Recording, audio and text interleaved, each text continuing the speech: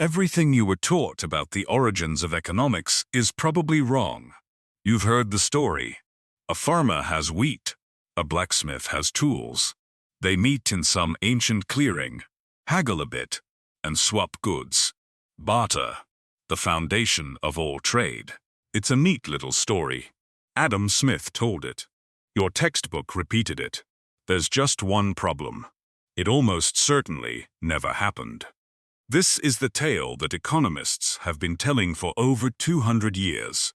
In 1776, Adam Smith wrote in The Wealth of Nations that humans have a natural tendency to truck, barter, and exchange. He imagined a world of butchers, brewers, and bakers, all swapping goods directly before someone invented money to make things easier. It sounds logical. It sounds intuitive. And anthropologists have spent decades looking for evidence of it, and found virtually none.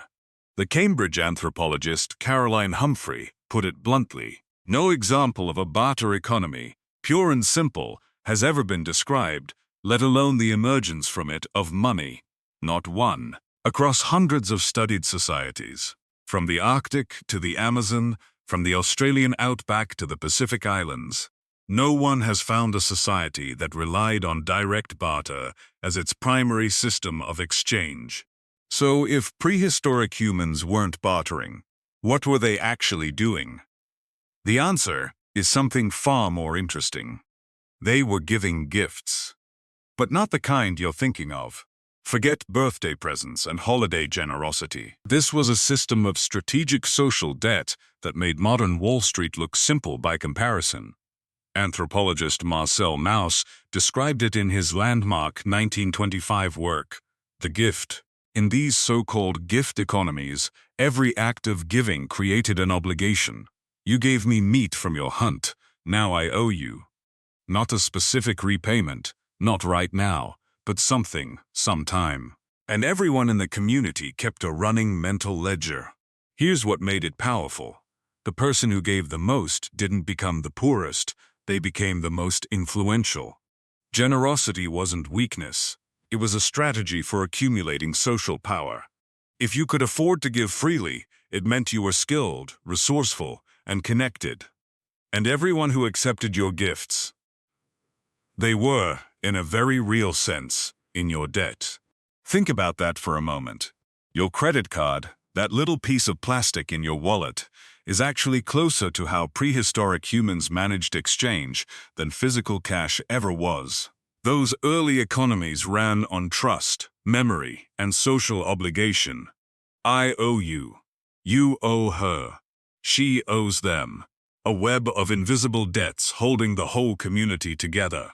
David Graeber explored this idea extensively in Debt, the First 5,000 Years, and he argued that debt, not barter, was the true foundation of economic life. Now, this doesn't mean prehistoric people never traded objects directly. They absolutely did. But almost always with strangers, with outsiders, with people from other groups where the social bonds of gift-giving didn't apply. Within your own community, you shared.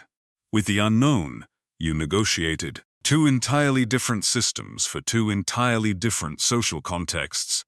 And the scale of that outside trade, it was staggering. Archaeologists have found obsidian tools in settlements across the ancient Near East, hundreds of miles from the volcanic sources in central Anatolia, where the stone originated. We're talking about networks stretching over 500 miles, and these date to around 7,000 BCE.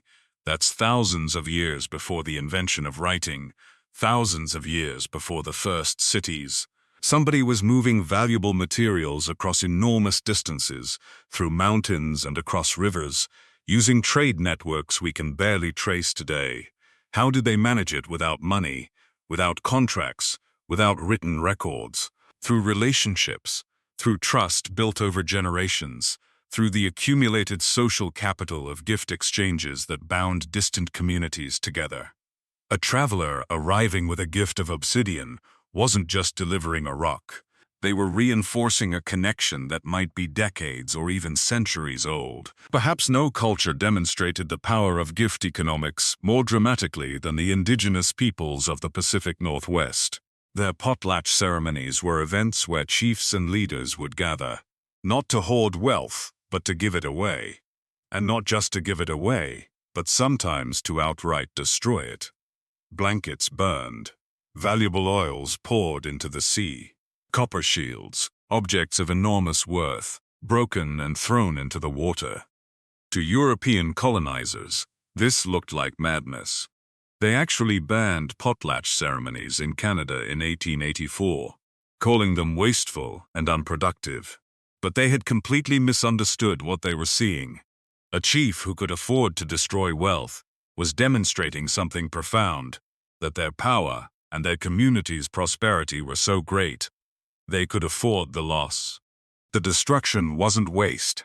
It was the ultimate power move. And every witness left carrying a social debt that reinforced that chief's authority. We see echoes of these complex systems in the archaeology of some of humanity's earliest settlements. Catalhoyuk, in modern-day Turkey, was one of the world's first large communities. Around 7000 BCE, as many as 8,000 people lived there, packed into mud-brick houses, entered through holes in the roof.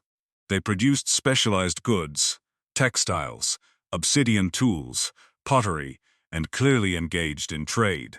But here's what's fascinating. Archaeologists have found no evidence of a central marketplace. No palace, no temple district controlling distribution, no chief storehouse. The homes were remarkably uniform in size. Whatever economic system these people were using, it wasn't organized around a central authority or a market square. It was distributed, embedded in social relationships, woven into daily life in ways we're still trying to understand. So what does all of this tell us? It tells us that economics, the real lived economics of actual human beings, didn't start with rational actors making efficient trades. It started with relationships, with obligation, with the very human understanding that if I help you today, the community is stronger tomorrow, and that strength will eventually flow back to me. These weren't primitive systems waiting to be replaced by something better. They were sophisticated, resilient networks that sustained human communities for tens of thousands of years. They managed long-distance trade, resource distribution, and social hierarchy, all without coins, contracts, or cash registers. The foundations of economics weren't laid in any marketplace. They were laid around campfires, in shared meals, in the simple and profound act of giving something away. But nothing lasts forever. Around 3500 BCE, in the river valleys of Mesopotamia, something changed. Cities grew too large for everyone to know everyone.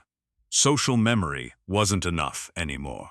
And so, for the first time in human history, someone pressed a reed stylus into a clay tablet and wrote down a debt.